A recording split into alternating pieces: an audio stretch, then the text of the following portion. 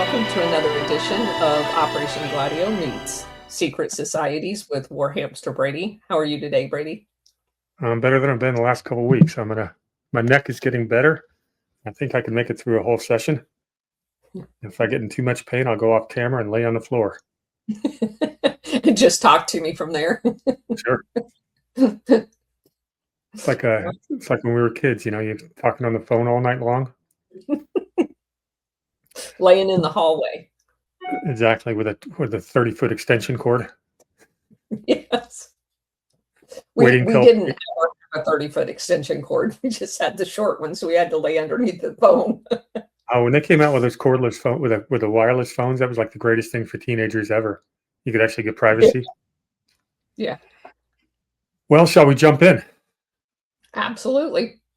So it's been a while, but if I seem to remember, we were talking about secret societies and its relationship to Operation Gladio and how this whole Shadow State International Syndicate rules the world through their connections. Yep. They've got their people in the oddest places in the connections in the financial world, espionage, diplomacy, government, business, you name it. Everywhere you look, there's like scrolling key or skull and bones. And they all went to the same grooming schools, and they all went to Yale and got tapped on the shoulder and somehow ended up in some of the most amazing places.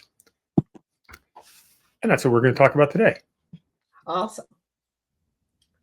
So when oops, that's the wrong one. We last left off, let me do a screen share.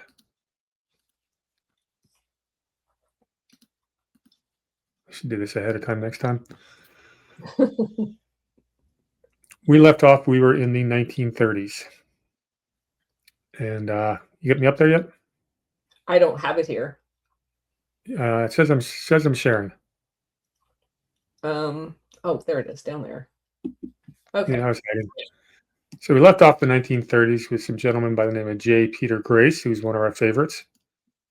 Peter Dominic, Sergeant Shriver, and and Cyrus Vance and his wonderful son, Cyrus Vance Jr. So then we get to the 1940s. That's where we're going to start today. 30s are interesting because these guys were in college in the 30s, which means they were the perfect age to be officers in World War II. These World War II guys were in college in the early 40s, so they were young enough to fight in World War II, but not necessarily in a senior rank. First guy we're going to talk, and that's important because a lot of this, everything World War II on has, been one giant goal seeking this one world government, new world order. And, they did it through espionage, diplomacy, you name it. And we've been toppling regimes all over the world ever since towards that one goal. First guy we're going to talk about is a guy by the name of Robert Orr, and you can see on his bio, he eventually becomes the U.S. ambassador to Singapore, which is funny. We'll get to it, but it's just one of his connections. All these guys seems like they get ambassadorships, and that's really the point man for U.S. diplomacy in any foreign country. And it seems these skull and bones, and especially scroll and key guys, go to some of the most, shall we say, strategic places in the world at the most strategic times. So why do we care about Mr. Robert D. Orr? In his wiki, he's described as an American politician and businessman. All right, move on. Nope, there's more to him. This guy's born in 1917 while his family's vacationing in Ann Arbor, Michigan, which is where my lovely wife is from. He actually grew up in Evansville, Indiana. Does that mean anything to you? Yes. I mean, it's borderline Kentucky, but yeah, big manufacturing area once upon a time. And of course, his father is an industrialist in many companies. The big flagship company was called the Orr Iron Company. So daddy's rich. And so Robert, little Bobby, decides to go to the Hotchkiss School in Connecticut in high school because, of course, he did. Because he's going to get groomed. Exactly. Goes to Yale. Gets tapped for Scroll and Bones. Scroll and Key. And then he goes off to Harvard Business School. Leaves Harvard when World War II breaks out to join the Army. Gets admitted to the Officers Candidate School, of course. These guys are always officers. And then he serves on, tell me if this is familiar, serves on the staff of the Quartermaster General's staff in the Pacific Theater.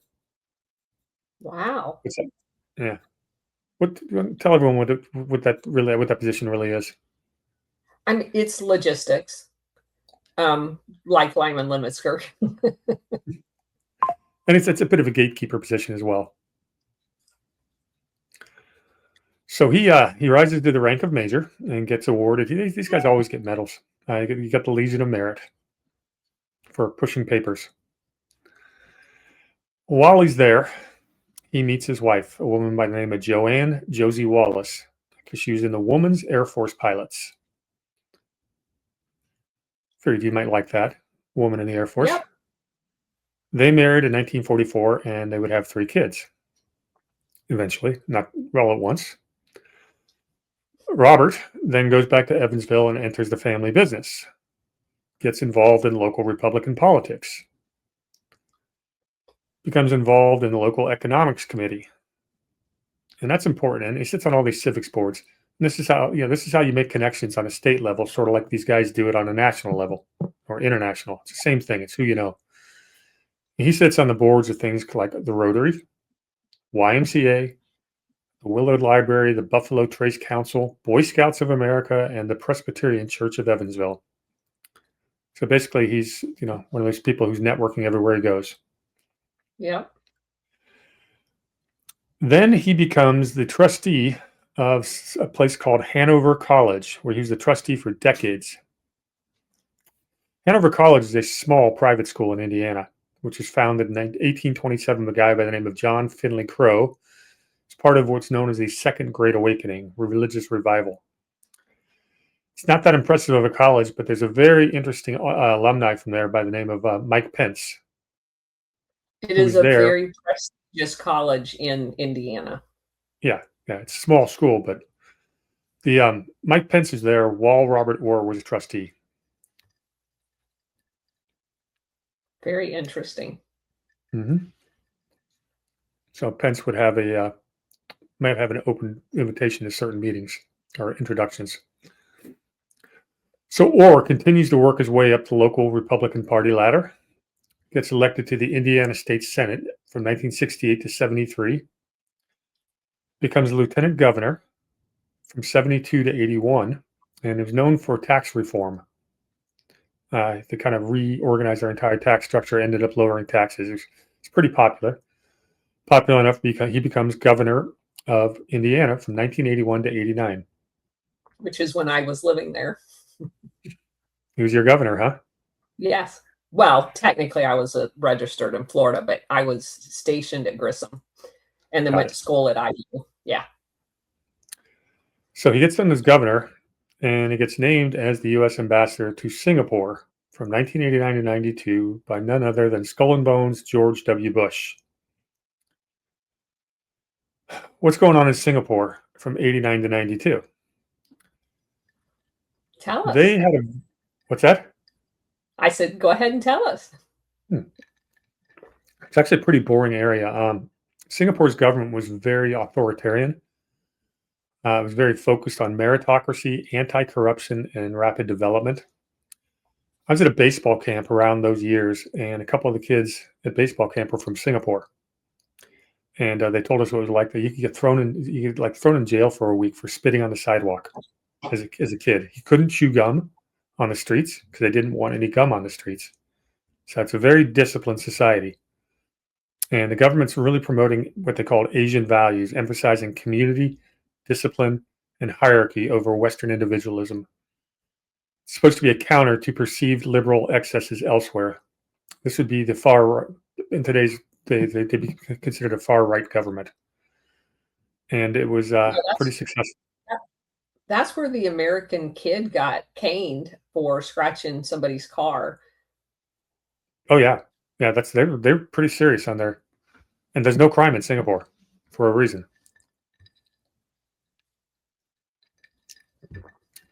They got a lot of economic growth during the period, but that's when this guy was there, or was there for all that. Nothing exciting happened. That's why I looked it up. I go, that's a little boring. Comes back and launches a consulting firm called Alliance for Global Commerce, which focuses on international trade and export issues. Is that globalist theme? And he's big on opening Indiana to Asian businesses. That's the globalism, folks, right there. Little side note on him: he would get divorced in the year 2000. The Alliance for Global Commerce didn't really grow to anything significant. It was a small little endeavor. He's pretty old by this point. He divorces in the year 2000, remarries again in 2001 at the age of 83, and then would die at 86. So a little interesting. Wonder where the estate went. Right. But that's Mr. Robert Orr. He's interesting, not too special, but I thought he was worth mentioning. Yep. Get some patterns. All right, let's get to the star of the show. Cord Meyer, class of 1943. See who he's pictured with? Is that Mother Teresa? That's Albert Einstein. Oh, I can't see from here. I see. Yeah. I don't have my glasses on. Yeah, because Albert Einstein kind of, and of course, yeah, go ahead, because there's lots of connections here. Yeah, we'll get to the Einstein part, but it was really hard. It was actually pretty hard to find a good picture of Cord Meyer, so I'd use the Einstein one. So why is he so special? Where do we start? He's born in 1920. Go ahead. With his family. Born in 1920 in Washington, D.C. His grandfather was Cord Meyer II. I said I've got him on this is Junior. He went by Junior, but he's actually the fourth Cord Meyer.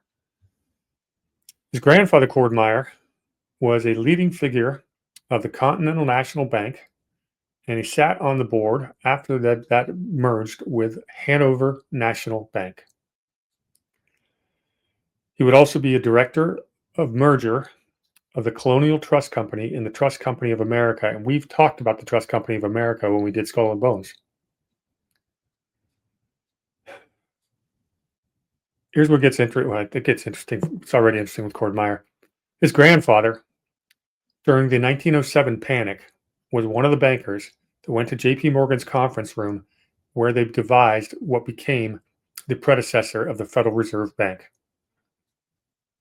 What happened was a bunch of banks were failing in 1907, and the American dollar was an absolute panic. J.P. Morgan ends up bailing out all these banks with about 25, I think it was $1 million at the time. It might have been billion. But that's really what led to the meeting on Jekyll Island, and Cord Meyer II was there as part of that. This would lead into the real causes of World War I and how J.P. Morgan was the lender for almost the entire Lend-Lease program that kept Europe afloat during the early years of the war. That's what's going on here at this conference. I've gone into more detail on that elsewhere, and I can do that another time, but that's a really important data point for this guy to be in that meeting.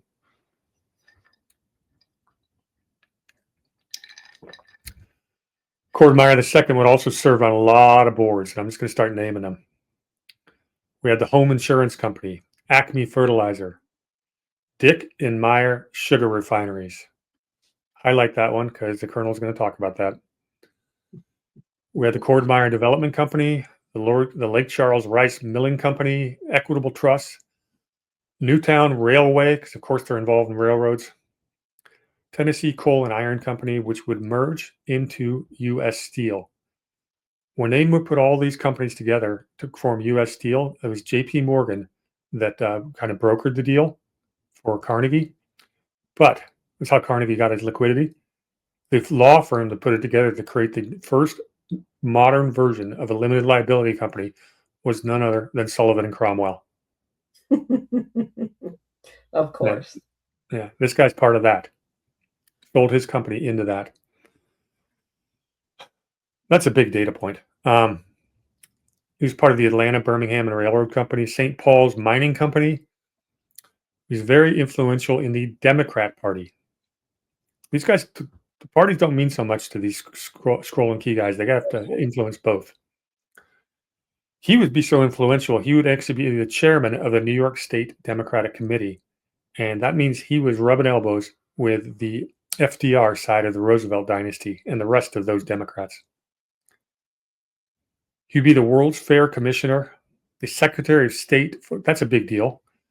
Secretary of State for New York. He's famous for his opposition to Randolph Hearst when he ran for governor. And of course, Cord II was a member of the New York Yacht Club and the New York Athletic Club. So why don't you jump in there and talk about great-grandfather? Well, Cord Meyer I immigrated to the United States from Germany, which I found very interesting. There's a lot of the Meyer family in Germany. And he's the one that created the Dick & Meyer sugar refinery.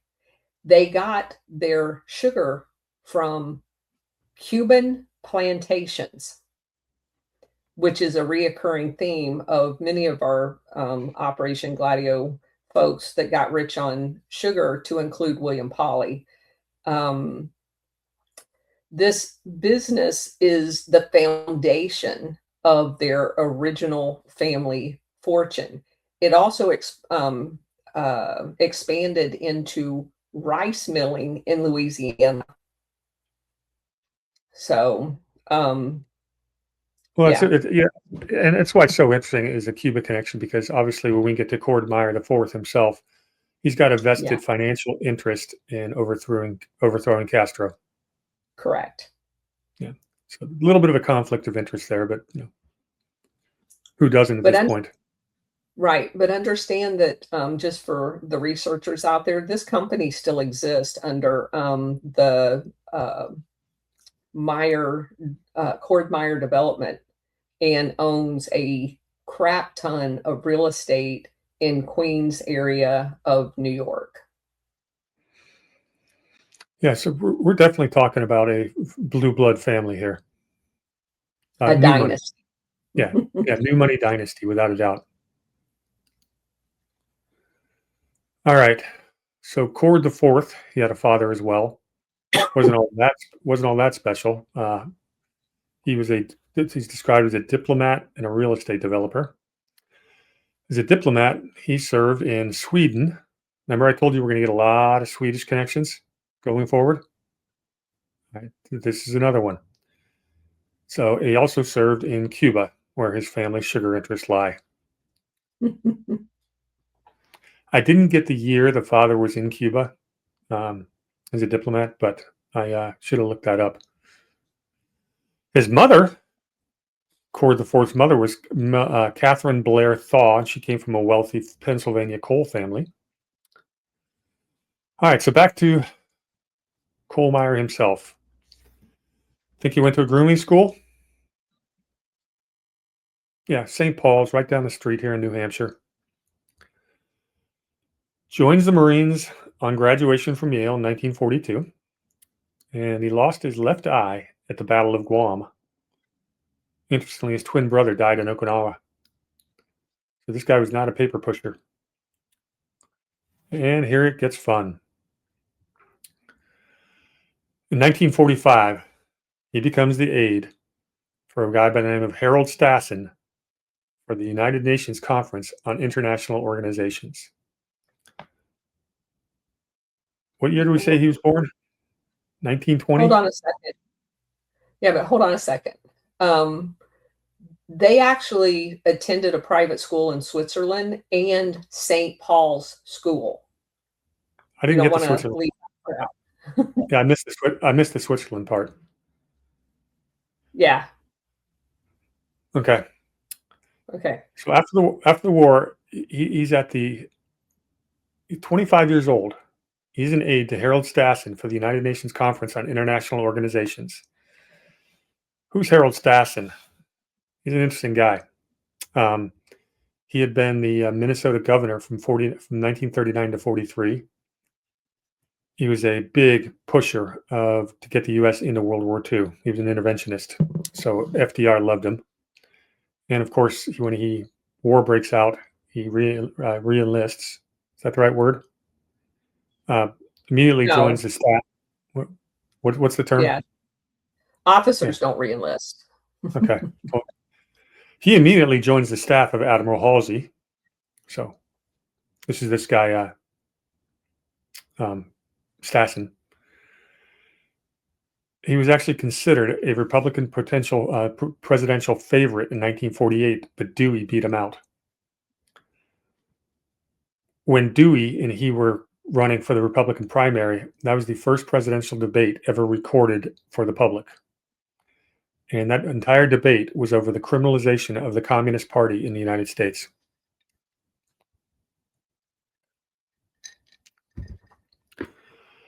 So he's the president of Pennsylvania University, Ivy League, from 1948 to 53. Becomes the first director of the United States Foreign Operations Administration. So this is the guy leading a UN conference with our boy Cord Meyer at his side, and he's opening up these international foreign operations administrations. He then moves to something called he becomes the director of something called the Mutual Security Agency. You familiar with that one? Yes, it's basically it functions just like USAID. Yeah, it was kind of like a sister to the Marshall Plan. Its alleged purpose was to strengthen the European allies through military assistance and economic recovery. Yeah, it basically served as like an intelligence front.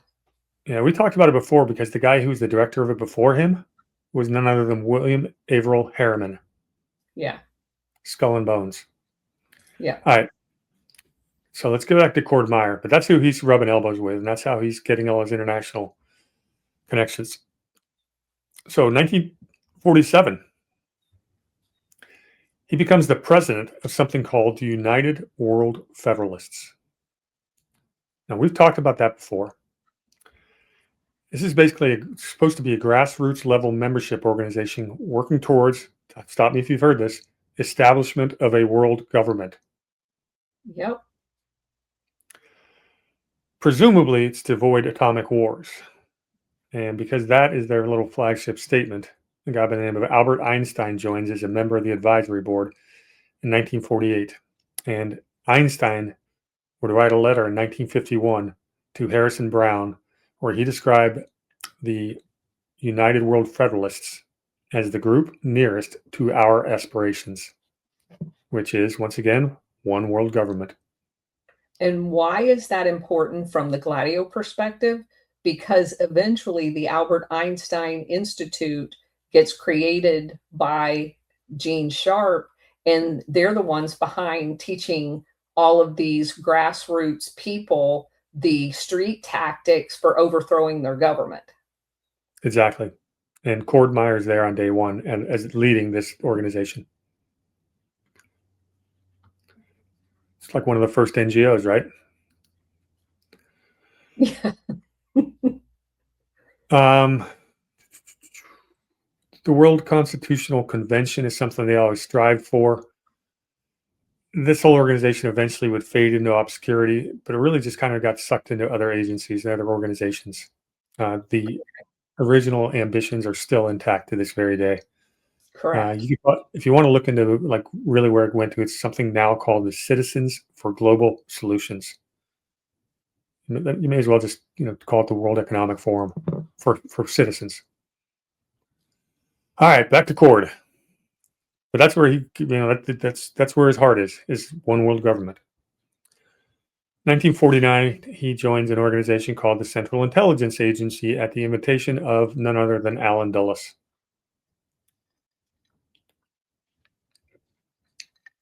He starts out at the Offices of Policy Coordination under a guy by the name of Frank Wisner. And when he was initially approached by Allen Dulles, he was not even allowed to know the name of the program that he was going to be working for. It was one of those trust me, bro moments. And he trusted. But you got to think about this. He's 29 years old and he's rubbing elbows with these people that are running the world. Yes. Okay. It's an interesting side note. In 1953, the FBI went after him and tried to deny his security clearance. because he'd been on a podium with some notorious leftist.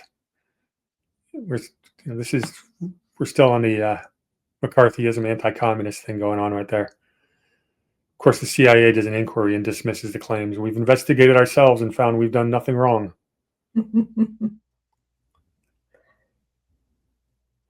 Okay. He becomes really good friends by another one of our heroes by the name of James Jesus Angleton. 54, Angleton, of course, becomes the CIA's counter intel chief.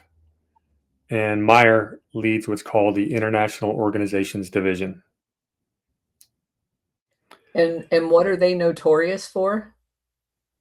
Tell us, Colonel. Operation Mockingbird. That's where we're going now. Yeah, let's jump in Operation Mockingbird. Hang on. I got to pull up some notes. Everybody knows what Operation Mockingbird is. Especially Mockingbird media. People say it's fake, but it's not. And we're going to prove it's not. But can we go back and just do a little bit about his wife, Mary? Because where she worked prior to this is very important to the story. Do you want to circle back on that one, or you want to do it now? Because going to close. I was going to close with Mary. Okay. Well, I just want to keep people abreast of your timeline. So they get married in 1945, right after the war. The date they got married is April 19th. And the reason why that struck out at me, number one, it's my birthday. But number two, that's a notorious event for really bad shit to happen. Really bad stuff like Waco and Oklahoma bombing and stuff like that. So that jumped out at me right away. So she is a journalist, and she was working for the North American Newspaper Alliance during this whole time that this is going on. She then becomes an editor for the Atlantic Monthly. So she's part of this whole operation that he's going to go be in charge of in the CIA. She's part of it. And I just found that incredibly interesting. That is. And but there's more about Mary. We will close with her. Okay. So what is Operation Mockingbird? It's basically the CIA planting stories in media around the world and in the United States. Colonel, is the CIA allowed to operate in the United States domestically? No, they're not. Well, it's a good thing Operation Mockingbird's fake, isn't it? So they're pumping stories to twist the public perception in news, films, magazines, journals. They create fake news agencies to plan a story that the rest of the newspapers will pick up and run with. It's basically the Radio Free Europe, Radio Free Asia, all that stuff, but directly in the media here in America as well. Korean War, you got Radio Free Press Asia. Life and like CBS would pick up a story. They're involved in Guatemala, that coup. This is real, people. They can tell you it's not. Mockingbird isn't real, but we're about to prove that it is. So we first find out about it in 1973 when CIA Director William Colby shares some information with journalists. Here we are in the early 70s. We got all kinds of CIA scandals coming out. And in 1974, there's a New York Times article by Seymour Hersh that discloses something called Operation Chaos, or Chaos, which is a CIA program initiated in 1967 that amassed files on over 300,000 American citizens.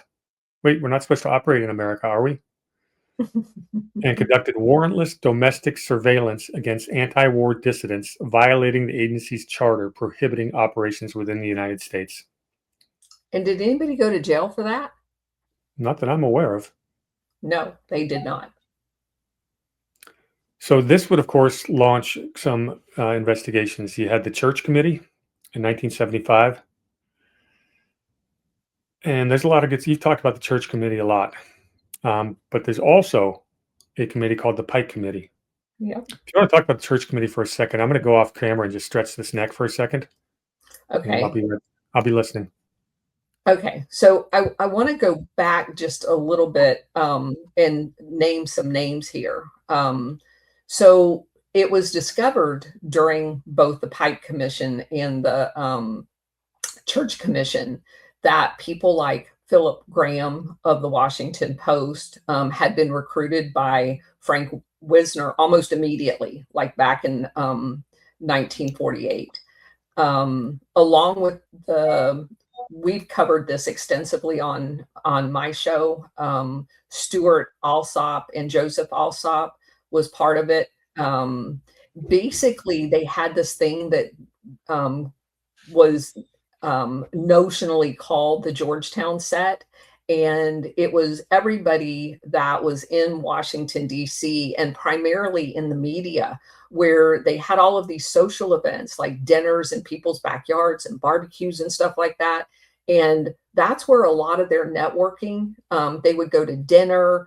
And that's where a lot of this information was shared. And it was disclosed during the commissions and committee meetings that as many as 300 different newspapers were part of Operation Mockingbird. And I'll just name a few of them because it's not even the ones that you think. New York Herald Tribune, Newsweek, New York Times, Time Magazine, Washington Post, New York Daily Mirror, Chicago Daily News, Miami News, New York Herald Tribune, Washington Star, Miami News, and the Chattanooga Times. So this was a very wide network in the United States and not just the primary papers that you normally associate with it. And of course, you notice there's several Miami papers, and that's because the largest CIA station in the United States was in Miami. Yeah, and of course, a lot of Cubans there too. And Cord Meyer's got the Cuban connection. Yes. And I neglected to say, if we made a Mount Rushmore of the all-time CIA bad guys, Cord Meyer is on that Mount Rushmore as an anti-hero, without a doubt. Yes. So this guy's a big deal. So again, one of the funny things about Operation Mockingbird, it gets exposed a few different ways, and we're talking about that right now, but it never got shut down, ever. It's still going to this day. So let's prove that it exists. Let me talk about the Pike Committee a little bit, because the Pike Committee's final report, which was completed in '76, was never officially published because the House voted against its release. Tell me if you heard this before. There's objections on classification grounds. It was focusing on intelligence failures, wasteful spending, executive overreach, and withholding information from Congress.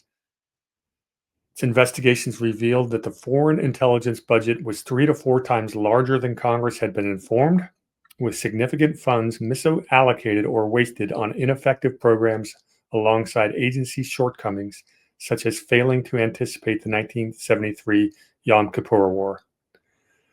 Talk about poor human influence, recruitment in the Soviet Union, mishandling operations like the Bay of Pigs. Committee also probed controversial activities, including CIA assassination plots against foreign leaders and illegal domestic spying by the FBI and CIA, though agency officials contested the committee's interpretations as overly simplistic and damaging to national security. Tell me if you've ever heard that before. Well, and the CIA would not even release the list of journalists that they had on their payroll to the commission. So that report. So who's in charge? Who's in charge? Pike. No, Senator I'm Pike. saying who's in charge of the CIA? If the CIA can get away with not releasing the information to Congress, who has oversight? There is no oversight, especially when they control their own budget. That's one of the things that paragraph I was reading said, that, misallocation of funds, misallocation, my white ass. It's just going to, things they can't tell you where it's going to. Well, we don't have that report. It was never released. But what we do have is this recording. And I'm going to play some snippets here. And you tell me if you think that Operation Mockingbird is real or not.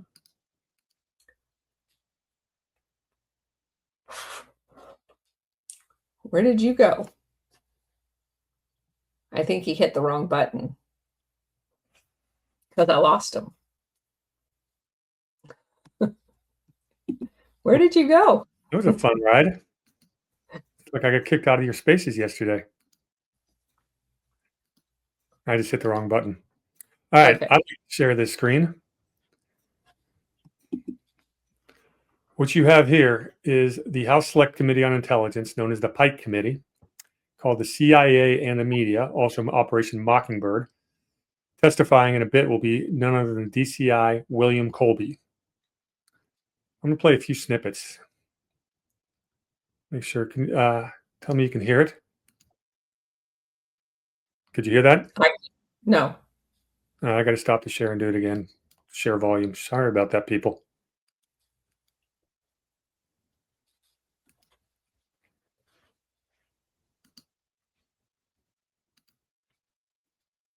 Yeah, this is the part I suck at too. All right, give me 1 second. I've got to do it someplace else. So while he's bringing that up, I did want to also mention that a couple of the other names, Copley News Services, Louisville Courier Journal, New York Post, and obviously Life and Time Magazine, and the entire network of CBS was part of this. And the reason why they had the disconnect in the funds is because the Pike Commission was unaware that Wisner had secret access to the Marshall Plan funds. And they had a carve out in the Marshall Plan funds that was not known by Congress of millions of dollars that they were spending on these types of programs. All right, let me get that back up there. All right. This is just an amazing hour-long deposition, but I'm going to play a few snippets. For years, the CIA waged a media campaign in Europe to combat communist propaganda. Arthur Cox, a former CIA operative whom we talked to this week, called it fighting fire with fire. And as an illustration, he referred to Portugal today, to the Portuguese press. And he said, imagine a story appearing singing the praises of a left-wing political figure there. Presumably, says Cox, it's a puff piece planted by the Russians to promote one of their favorites. We answer back with a counter story describing the same guy as a villain and a scoundrel. This kind of competition in the newspapers requires extensive payments to European reporters, and in some cases, the CIA actually created or sustained whole news organizations. As you heard Stu Lurie say in his talk, the CIA bought part ownership of an Italian paper, the Daily American, paying between $80,000 and $90,000 to keep the paper printing stories that support the American interests in the Mediterranean. And a few weeks ago, a British magazine, Time Out, discovered in a PhD thesis out of Oxford evidence that the CIA created a British news organization called Forum World Features. It's a Delaware corporation owned on the record from 1966 to 1973 by John Hay Whitney. Who? Oh, isn't he one of our Skull and Bones guys? Oh, the Whitney family pops up everywhere, doesn't it? Yes, it does. Yeah. When I was listening to this, getting ready for this show, I had to stop right there and listen to that again. I go, did I just hear what I thought I heard? You did, Tweety Bird. Yeah, for those who don't know, the Whitney family they're pretty much about as blue blood in America as it gets. This is old money, and they are littered throughout this entire story. Whitneys show up almost every week, some way, shape, or form. But that was an interesting one. Sorry, I got to turn my phone off. All right, let's get to the next snippet. I've got about 4 of these to play, and they're absolutely worth it. When I play this next one, I'd like everyone to contrast the way both Republicans and Democrats speak to the CIA officers and stuff like that, and it's polite, it's respectful, and then contrast it with this crap we just saw with Pam Bondi the other day. I mean, the levels of depravity that our Congress has sunk to in this day and age compared to what they were like 50 years ago, it's disgusting, to be quite honest. All right, next. Well, I think most of the politicians were put in office by the CIA, so they had to be nice to them. I don't know if it was that bad back then, but There definitely were a few. All right. Now we're going to have Director Colby himself speaking. Mr. Chairman, thank you, and thank you for the remarks. Mr. Chairman, CIA personnel, when they go overseas, obviously must go under some other title. This is, in some cases, a title of another agency of the government. In some cases, it is of some other title outside of the government. For reasons of continuity, CIA personnel sometimes have to retain that identification while they serve a tour within the United States. Wait, serving a tour within the United States? Yes. Undercover? He's admitting Yeah. this in front of Congress, and that's absolutely outside their charter? And keep in mind that identity would include U.S. military, corporations, government agencies. State Department? Yes. We talk about, these different stations, CIA, embassies and stuff like that. Half the people are CIA, depending on where you are. Correct. And he's just admitting it right there. Let me continue a little further with this. Is a headquarters tour, and they are not using that cover for another reason during that period, but merely to provide some continuity. There are certain activities that we have done within the United States that do need some other identification than CIA. He just admitted it. There's some things we're doing here. Yeah, I mean, they should have pulled the CIA's charter right that day. Yes. Previous occasions, the need for covering a security investigation so that it does not highlight the fact that the person being investigated will shortly become a member of the CIA, because we do not want that reputation to be around. But we don't want the reputation, but we do it.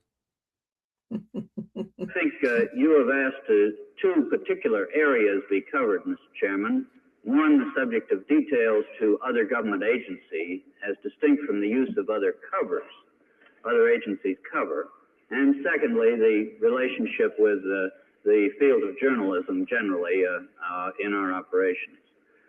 With respect to the last part of that, the journalist area, Mr. Chairman, I obviously cannot go into detail as to the identifications or the people involved, but I think I can sketch a few general points here within which we can go into full detail in the executive session. In the first place, as people equally interested in foreign affairs, CIA people and journalists frequently run into each other and exchange ideas. This occurs both abroad, in our stations abroad, and in the United States. In the past year, for example, CIA has received in our building for discussions of foreign events about 100 journalists for a detailed discussion and analysis of some foreign situation.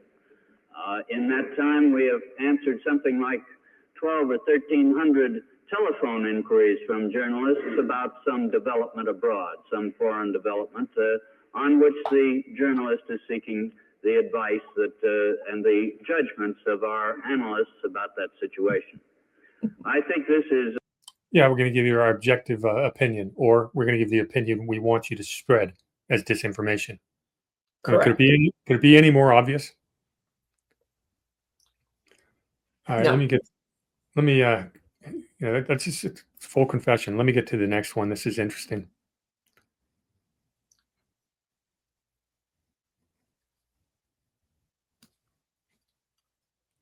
Beyond that, Mr. Chairman, we have over the years had an operational relationship with a certain number of journalists overseas. We have worked with these people to help us on our foreign intelligence responsibilities.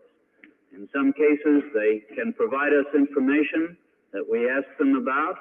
In some cases, they can make contacts with people that it is difficult for an official of an embassy or an American mission abroad to be in touch with. And for this reason, we have on occasion used people who have connections with journalism for this purpose.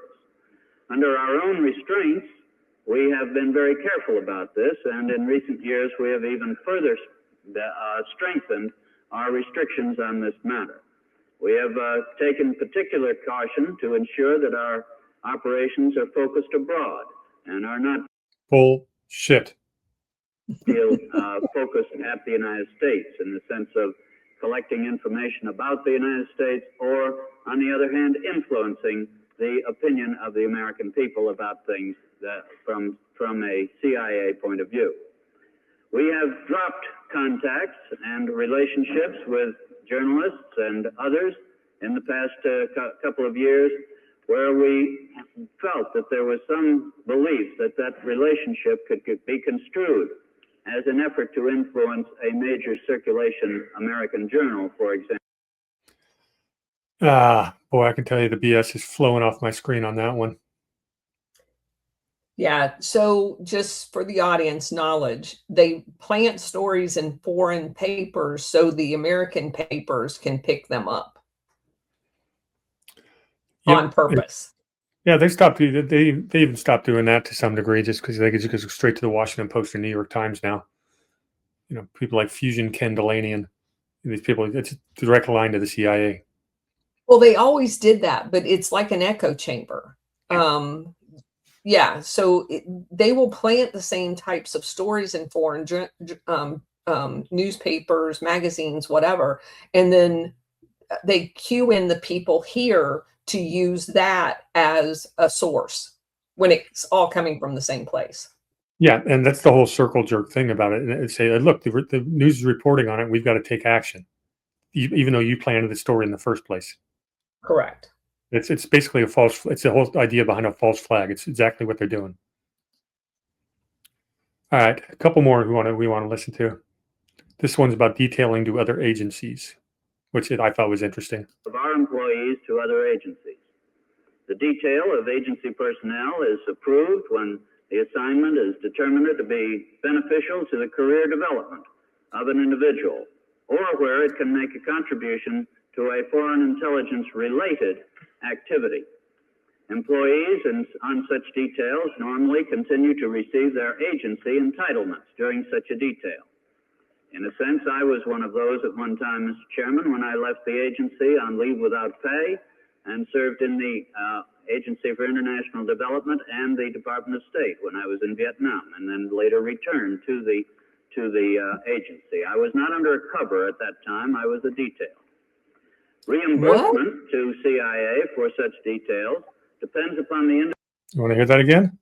Oh, no. He said he was working for USAID while he was on the payroll of the CIA.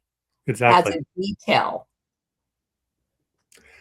Yeah, but USAID is all about helping children not starve, right? Yes, and giving condoms to Africans. Which is important. All right, that was pretty good. Let me get the last one. It's worth listening to. So remember, people, Operation Mockingbird never happened. They keep telling us. And I'm going to withdraw that.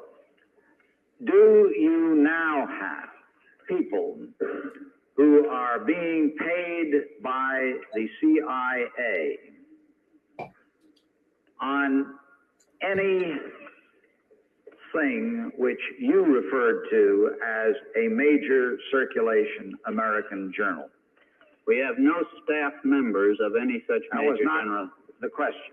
The question was, do you have any people being paid by the CIA who are contributing to anything which you called, quote, a major circulation American journal?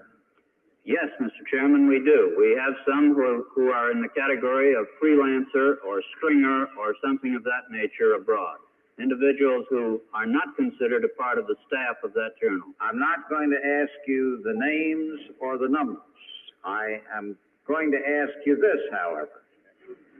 Do you have any people who are on the staffs of major circulation American journals without, who are contributing to major circulation American journals, who you are paying without the knowledge of the management of the major circulation American journals.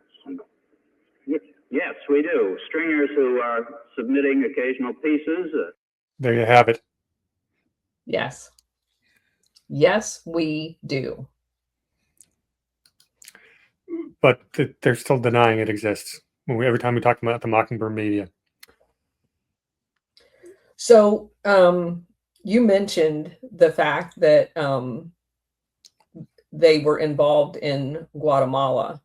And I want to just specifically say, because I was just asked this on an earlier podcast this morning, the way they were working in Guatemala was not just in Guatemala media, but they also had this entire collective of the people that I had mentioned earlier that were basically ordered not to cover what was actually happening in Guatemala. As a matter of fact, they put out edicts to the State Department that disallowed independent journalists travel to that entire region during that operation.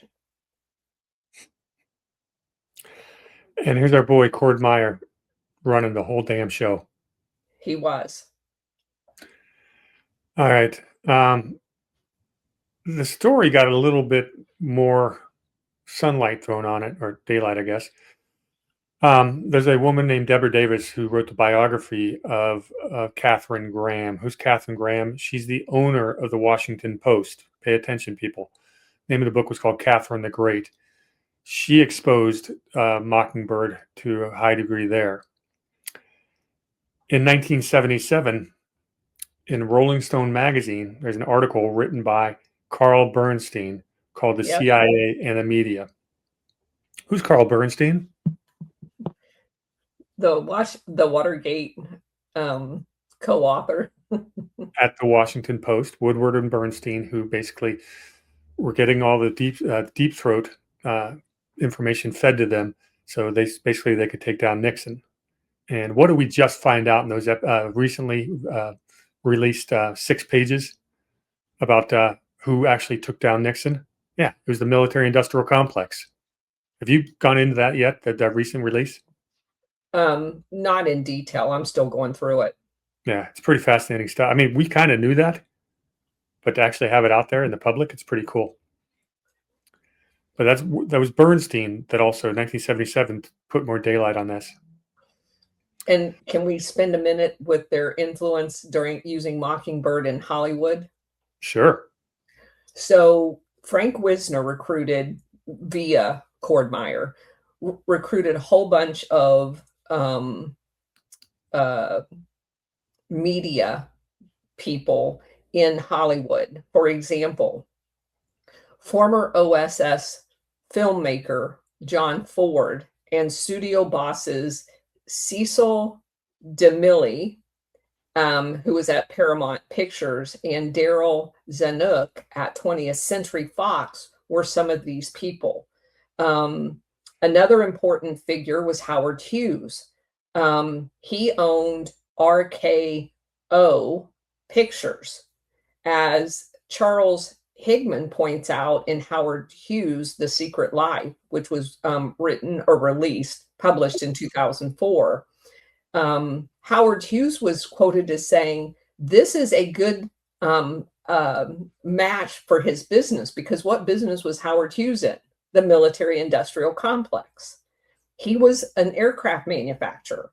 And so he owns a movie studio, and he glorifies the CIA while they're creating war zones overseas for his production of his aircraft. Another very important figure that we have to talk about in the Mockingbird is C.D. Jackson. He too was a member of the OSS, and he was also in charge, deputy chief of the Psychological Warfare Division of SHAPE, which eventually morphs into NATO. And after the war, he became the managing director of Time Life International. And he was instrumental in Operation Mockingbird. It was revealed after the death of Jackson. Mrs. C.D. Jackson gave her husband's papers to the Dwight D. Eisenhower Library. And it includes details that Jackson was in contact with a CIA agent in Hollywood's Paramount Studios. He didn't identify who it was, but one author who wrote Who Paid the Piper said that it was Carlton Ossop, a CIA agent employed by Frank Wisner. There's some other people's opinions on who that was, but the fact that they were pervasive through Hollywood is very important. And why is that important? Because where's Ronald Reagan from? Hollywood. Screen Actors Guild. Screen Actors Guild, and he was the president of the Screen Actors Guild, and the Screen Actors Guild was run by the Cleveland Mafia. Yes. Okay. Did you know that the CIA was behind the production of the Animal Farm movie? I did not know that. They were. And because in the actual book, Animal Farm, it basically indicts capitalism and communism. So they changed it. It was actually animated and filmed in England, Britain. And so they wanted them to go soft on the critique of capitalism. So the actual movie that was produced by Hollywood altered the book a little bit. And one of the it wasn't like, it didn't make major news, of course, because they control the news. But there was a book written called The Quiet American, which was damning of the CIA in Vietnam. And they basically took creative liberties with this man's work, even though the movie said that it was based on his work.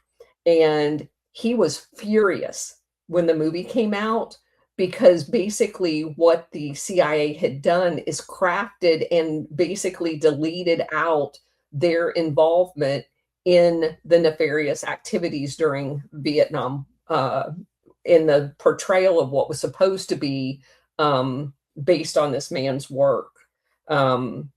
So everything, and I said this earlier in this other podcast, basically, if you think about this, the same people that were involved in psychological operations during World War II go into the CIA and they psychologically warfared the American people, both with the media, Hollywood, the entire thing. Our entire world is a hologram. It's fake. It's based on some orchestrated plan to control us through the use of information warfare. For what purpose? Oh, maybe to create their new world order, one world government? Absolutely.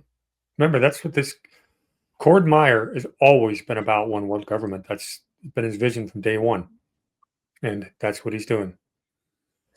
You wonder why so many people around the world have bought into this socialist utopian theory. So I wanted to make one more comment about how nefarious this is. And it's relating to JFK's death, since that's all been in the news more recently. A few hours after JFK was killed, one of the newspaper people, Hal Hendrick, who was at Scripps Howard News Service, he provided background information to a colleague, Seth Cantor, about Lee Harvey Oswald. It included details of his defection to the Soviet Union and his work for Fair Play for Cuba Committee. This surprised Cantor because he had this information before it was even discussed by the FBI later that day. Good stuff. All right, just so to put the record straight, they are still to this day saying Mockingbird didn't happen. In a 2019 book, 6 years ago, 7 years ago now, a guy by the name of David P. Hadley writes a book called The Rising Clamor: The American Press, the Central Intelligence Agency, and the Cold War. And this is a direct quote, okay? He writes that, in quotes, continued lack of specific details provided by the Church Committee and Bernstein's expose proved a breeding ground for some outlandish claims regarding CIA and the press. He mentioned that Davis provided no information on her sources for her 1979 biography of Katharine Graham, and that the Church Committee and other investigations that followed it did not reveal an operation as described by Davis. I just gave you the damn confession at the other committee. According to Hadley, Mockingbird, as described by Davis, has remained a stubbornly persistent theory, and added the Davis-Mockingbird theory that the CIA operated a deliberate and systemic program of a widespread manipulation of U.S. media does not appear to be grounded in reality, even though we've got the confession. From the CIA director. Yes. But that should not disguise the active role the CIA played in influencing domestic press's output. Okay, so they were doing it. It just doesn't really have a name. He just admitted it. You know, we just played the darn Pike Committee testimony. But he was very careful in his manipulated statement by just naming the Church Committee. Yeah, it's plausible denying it. Yeah, exactly. Didn't talk about the Pike Committee. But the director actually came out and confessed that this was going on, run by Cord Meyer from Scroll and Key. Fits all the damn patterns. They're trying to pretend it doesn't exist. And did you know that C.D. Jackson negotiated Marina Oswald's exclusive rights to her story and that it was never published? Of course not. All right. Let's get back to the rest of Cord Meyer's career, because there's some more fun stuff here. 62 to 67, he leads the Covert Action Staff of the Directorate of Plans. What is that, Colonel? That's overthrowing other governments. Why don't they just call it that? 67 to 73. This is during the Vietnam War, of course. Cord Meyer is the Assistant Deputy Director of Plans under a gentleman by the name of Thomas Karamessinis. That's a Greek name. I think I spelled it right, or pronounced it right. You familiar with Karamessinis? I would believe. Yeah. Yes. Well, Karamessinis is a really interesting guy. He was went to Columbia University and grad school. Remember, CIA, I love to recruit from Columbia too. But his background gets fun because he was a lawyer who was the deputy district attorney under a guy by the name of Thomas Dewey from 1941 to 42. Guess who they prosecuted those years? That was right after Lucky Luciano got prosecuted by Dewey. So that's Karamessinis' background. During World War II, he's in the OSS, of all things, in World War II because he spoke Greek. Helps having another language. Gets the CIA's in charge of things like piano solo. What's piano solo, Colonel? So part of Operation Gladio. The original Operation Gladio in Italy. This guy's there. Yeah. He's also part of Project Foobelt. What's Operation Foobelt? Going after Chile's President Allende. Yep. And of course, Cord Meyer is involved in all that, and he leads the Operation Chaos, also known as MH Chaos, which was the covert domestic surveillance and espionage program which targeted American citizens involved in domestic protest movements. Sound familiar? January 6th. Yeah, that's Cord Meyer, people. They maintained files on over 7,200 individuals. They had computer indexes on 300,000 citizens and over 1,000 organizations. This gets exposed in 1974 when Seymour Hersh, Boy, I'll tell you what, the guy gets around, doesn't he? Yes, he does. He writes in the New York Times, here's the title of the paper, of the article. It says, huge CIA operation reported in the United States against anti-war forces and other dissidents in the Nixon years. You can read about this in Chapter 11 of the Rockefeller Commission. What's the Rockefeller Commission, Colonel? It was another cover-up job that was named after Nelson Rockefeller, who was the vice president at the time. And one of the members of the Rockefeller Commission was none other than Lyman Lemonsker. Thank you. And Cord Meyer's involved.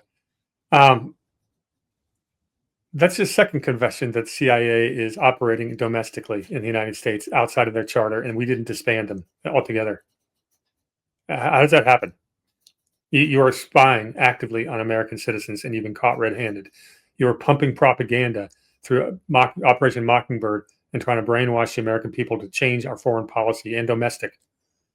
How is that not the crime of the century? And how are they allowed to exist?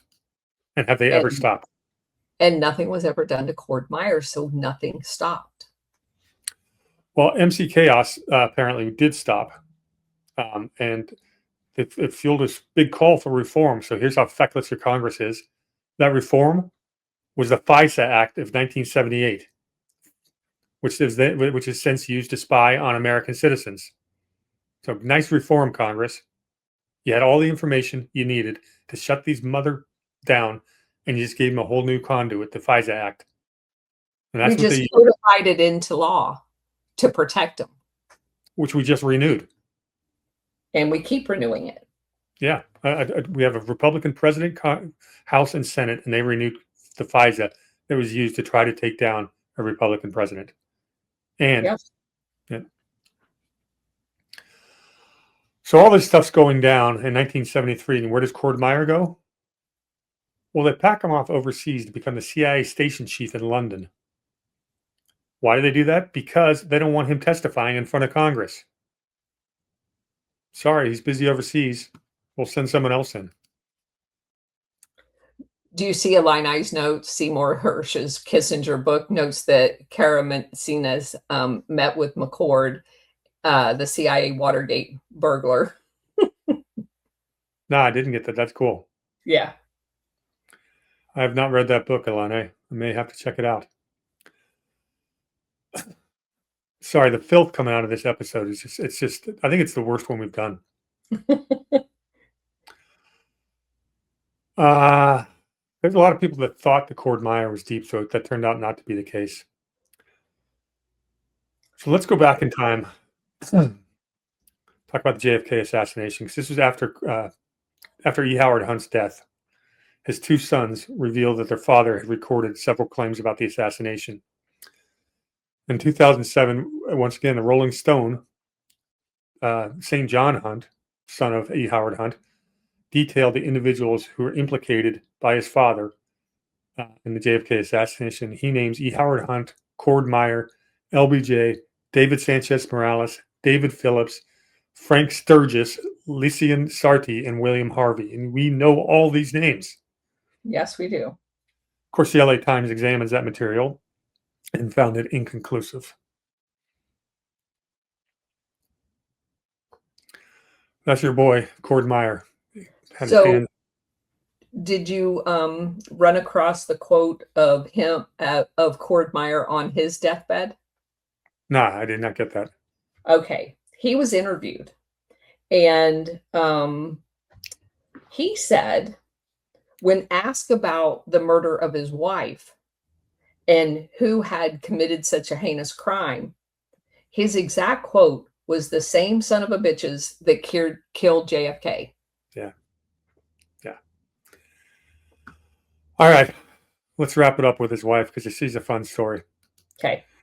His wife is Mary Enoch Pinchot, Pinchot, who's the second daughter of Amos Pinchot and Ruth Pickering Pinchot. We've seen the Pickering family before in Skull and Bones.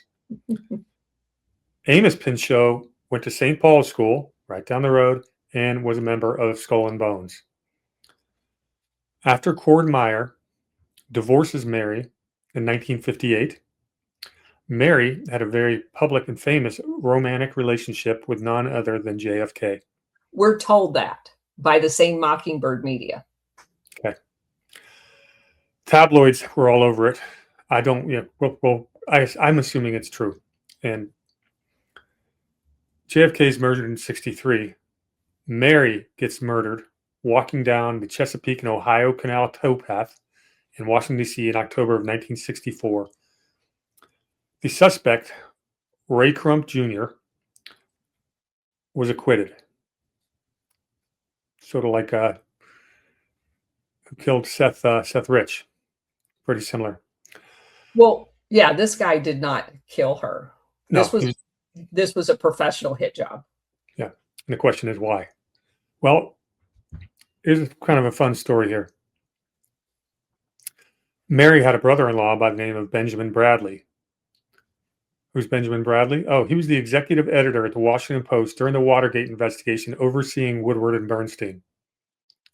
But before that, Bradley and his wife, Mary's sister, had caught a gentleman breaking into Pinchot's residence, apparently looking for her diary that contained the details of the JFK affair. Who's that guy who broke in? None other than James Jesus Angleton. So this is why I have a lot of doubt about that reason was given to us by the same people that are part of Mockingbird Media. I don't think that's why they, because she's involved in all of this. And that's why I wanted to highlight her involvement. You just mentioned her family's involvement. She comes from the same line of family. She knows a lot of these secrets, and a lot of the accusations about why, because those accusations come out around the time of her murder. Well, the CIA has her diary. She recorded a lot of stuff because she was participating in the same activities that Cord Meyer was as a journalist. And so I now suspect that a lot of emphasis was placed on that as the alibi for that James Jesus Angleton taking her diary after her murder. But I do not believe, I'm very wary of believing anything that we've ever heard written about any of this. Yeah, you're making the connection that I was hinting at, and I'm glad you did that. So we've got Mary, her sister married to Benjamin Bradley, the editor of the Washington Post, who's managing Woodward and Bernstein as the Watergate scandal's going in. We know Watergate scandal is run by the military-industrial complex and, of course, the CIA, because they got the similar goals of the one world government. And guess who's involved in every single bit of it? So that's the connection. That's who brought it all. He's brought it all full circle. Yeah. And of course, Operation Mockingbird. Of course, they were working with the Washington Post the entire freaking time. Yeah. So I'm now very doubtful about a lot of the allegations that were made during that time, because the CIA was at war with JFK. Yeah, at that point they were. And anyway, I thought that the patterns of the connections are all there. We'll never know 100% of the truth on this stuff, but I think we can put a lot of the pieces together at this point. Cord Meyer would retire from the CIA in 1977. He'd become what else but a syndicated columnist. So did he really retire? And he would write a book in 1980 called Facing Reality: From World Federalism to the CIA. And of course, you've already read his epitaph. Yeah. But I think it carries a lot of weight when he says the same people murdered his wife that murdered JFK. Yeah. I mean, that is one heck of a story, one heck of a life he's lived.